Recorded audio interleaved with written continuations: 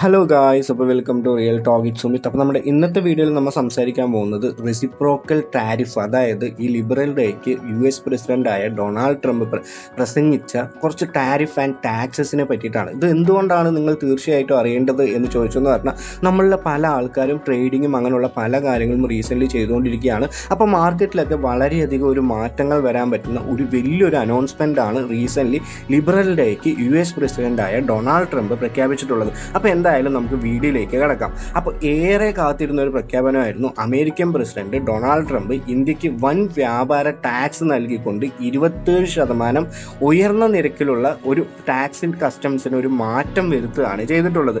അപ്പോൾ ഇതിൽ കുറേ പേർക്ക് എന്താവും, കുറേ പേർക്ക് ഇത് അഫക്റ്റ് ആവും, അങ്ങനെയുള്ള പല കാര്യങ്ങളൊക്കെ ഇതിൽ കിടക്കുന്നുണ്ട്. അപ്പോൾ മൊത്തം ഏപ്രിൽ 9 മുതൽ ഇന്ത്യയിൽ നിന്ന് അമേരിക്കയിലേക്കുള്ള എല്ലാ ഉൽപ്പന്നങ്ങൾക്കും കുറഞ്ഞത് 27% അധിക ടാക്സ് ആണ് നൽകേണ്ടി വരിക. അപ്പോൾ നിങ്ങൾ മനസ്സിലാക്കേണ്ടത് എന്താണ് ടാക്സ്, എന്താണ് ടാരിഫ് എന്ന് പറഞ്ഞിട്ടുള്ള ഒരു കാര്യമാണ്. അപ്പോൾ ടാരിഫ് എന്ന് പറഞ്ഞാൽ ഇറക്കുമതി ടാക്സ്. നമുക്കിപ്പോൾ എന്താണ്, അങ്ങോട്ടും ഇങ്ങോട്ടും കയറ്റി അയക്കുന്നതിൻ്റെ അതിൽ വരുന്ന ഒരു നികുതിനെയാണ് നമ്മൾ ടാരിഫ് എന്ന് പറയുന്നത്. അപ്പോൾ നമുക്ക് എന്തായാലും മാർക്കറ്റുകളിലും അങ്ങനെയുള്ള പല മേഖലകളിലും ഇതൊരു പ്രതിസന്ധിയായിട്ട് വരാനുള്ള പല കാരണങ്ങളുണ്ട്. അപ്പോൾ പ്രധാനമന്ത്രി നരേന്ദ്രമോദിയെ നല്ലൊരു സുഹൃത്തായിട്ട് തന്നെയായിരുന്നു ഇത്രയും കാലം ഇതിൽ ഡൊണാൾഡ് ട്രംപ് വിശേഷിപ്പിച്ചിട്ടുള്ളത്. അപ്പോൾ ഇന്ത്യ പല വർഷങ്ങളായിട്ട് അമേരിക്കയിലെ ഉൽപ്പന്നങ്ങൾ വലിയ ഒരു ടാക്സിൻ്റെ ഒരു രീതിയിലായിരുന്നു ഇത്ര കാലം ഈടാക്കിക്കൊണ്ടിരുന്നത്. അവർ 52% വരെ ഈടാക്കുന്നു.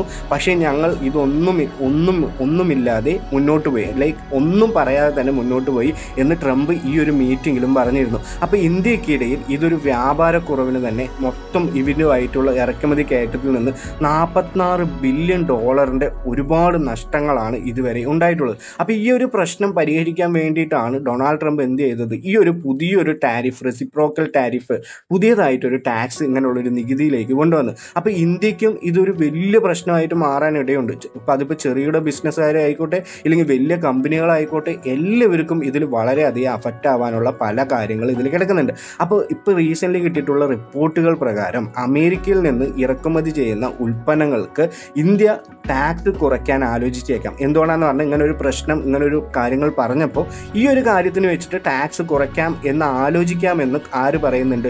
ഇന്ത്യയിലെ ആൾക്കാർ പറയുന്നുണ്ട്. അപ്പോൾ ഇതിൽ ഏതിലൊക്കെയാണ് ടാക്സിൻ്റെ കുറയ്ക്കാനും ആക്കാനുള്ള കാര്യങ്ങളൊക്കെ ചെയ്യുന്നതെന്ന് പറഞ്ഞാൽ, ജ്വല്ലറി, ഫാർമസ്യൂട്ടിക്കൽസ് ഉൽപ്പന്നങ്ങൾ, ഓട്ടോ പാർട്സ് എന്നിവ ഇതിലെല്ലാം ഉൾപ്പെടുമെന്ന് പറഞ്ഞിട്ടുണ്ട്. എന്നാൽ ഇതുവരെ ഇതെന്ത് ചെയ്തിട്ടില്ല, കറക്റ്റായിട്ട് ഒരു അന്തിമ തീരുമാനം ഒന്നും ഉണ്ടായിട്ടില്ല. അപ്പോൾ ജപ്പാൻ ആയിക്കോട്ടെ, ഇന്ത്യ ആയിക്കോട്ടെ, ഇങ്ങനെയുള്ള പല രാജ്യങ്ങൾക്കെതിരെ ഈ ഒരു പുതിയ തീരുമാനം വലിയൊരു സാമ്പത്തിക പ്രതിഫലനമാണ് ഉണ്ടാക്കുക. എങ്ങനെയെന്ന് പറഞ്ഞാൽ, ഒരുപാട് അവൻ്റെ നല്ല രീതിയിൽ തന്നെ ഡൗൺ ആവാനും, ഇതിൽ പൈസൻ്റെ മൂല്യം കുറയാനും, അതേപോലെ തന്നെ കച്ചവട ബന്ധങ്ങൾ കുറയാനും ഒക്കെ എല്ലാ രീതിയിലും ഇത് അഫക്റ്റ് ആവുന്ന ഒരു പുതിയൊരു ടാരിഫ് തന്നെയായിരുന്നു ഇത്. അപ്പോൾ 27% പുതിയ ടാക്സ് പുറമെ ട്രംപ് വേറെയും ഒന്ന് അനൗൺസ്മെൻറ്റ് ചെയ്തിരുന്നു. 25% ടാക്സ് വാഹനങ്ങൾക്കും ഓട്ടോ പാർട്സിനും ഏർപ്പെടുത്തിയിട്ടുണ്ട്. അപ്പോൾ ഏപ്രിൽ 2 മുതൽ കാറുകൾക്കും മെയ് 3 മുതൽ ഓട്ടോ പാർട്സിനും ഇതെന്താക്കും, ടാക്സ് ഈടാക്കും. 25% എക്സ്ട്രാ ടാക്സ് വീണ്ടും നമ്മൾ അതിലേക്ക് കൊണ്ടുവരേണ്ടി വരും. അപ്പോൾ അതേസമയം ഈ ഒരു മരുന്നുകൾ അല്ലെങ്കിൽ ഫാർമസ്യൂട്ടിക്കൽ ഉൽപ്പന്നങ്ങൾക്കൊന്നും ഈ ഒരു ടാക്സ് ബാധകമല്ല. അപ്പോൾ അങ്ങനെയുള്ള കാര്യങ്ങൾക്കൊന്നും ബാധകമല്ലെങ്കിലും ഈ ഒരു ഓട്ടോമൊബൈൽസ്, അതേപോലെ തന്നെ IT പാർട്സുകൾ, അങ്ങനെയുള്ള ഓട്ടോ പാർട്സുകൾ, അങ്ങനെയുള്ള എല്ലാ കാര്യങ്ങൾക്കും ഈ ഒരു ടാക്സ് 25% അധികമായിട്ട് വരിക. അപ്പോൾ ഇന്ത്യ ഇതൊരു പുതിയൊരു കാര്യം, ഇല്ലെങ്കിൽ പുതിയൊരു ടാക്സ് സ്വാധീനം വിലയിരുത്തുകയും, അതേപോലെ തന്നെ ഇതേപോലത്തുള്ള കൊമേഴ്സ് അവരുടെ ഉള്ള ഓരോരോ ആൾക്കാർ ഇതിനെപ്പറ്റി പഠിച്ച് പുതിയൊരു സ്റ്റെപ്പ് എടുത്തു വെച്ചാൽ മാത്രമാണ് ഈ ഒരു പ്രതിസന്ധിയിൽ നിന്ന് ഇന്ത്യക്ക് എന്ത് ചെയ്യാൻ പറ്റുള്ളൂ, ഇത് മറികടക്കാൻ പറ്റുള്ളൂ. അപ്പോൾ അമേരിക്കയിലെ പുതിയ ഈ ഒരു ടാക്സ് പ്രകാരം ഏപ്രിൽ 5 മുതൽ എല്ലാ ഇറക്കുമതി ഉൽപ്പന്നങ്ങൾക്കും 10% പൊതുവായ ഒരു ടാക്സ് ഉണ്ടാവും. അതേപോലെ തന്നെ ഏപ്രിൽ 10 മുതൽ 16% അധികമായ ഒരു ടാക്സ് ഉണ്ടാവും. അപ്പോൾ അടുത്ത ആഴ്ച ഈ ഒരു കാര്യമൊക്കെ എന്താവും, അത് ഒരു റിയൽ ആയിട്ട് നമ്മുടെ ഒരു പ്രസൻറ്റ് ലൈഫിലേക്ക് കൊണ്ടുവരും. അപ്പോൾ ഇന്ത്യയും അമേരിക്ക ഉൽപ്പന്നങ്ങൾക്കൊക്കെ കസ്റ്റംസിൽ ഒരുപാട് ടാക്സ് കുറയ്ക്കുമോ, അതോ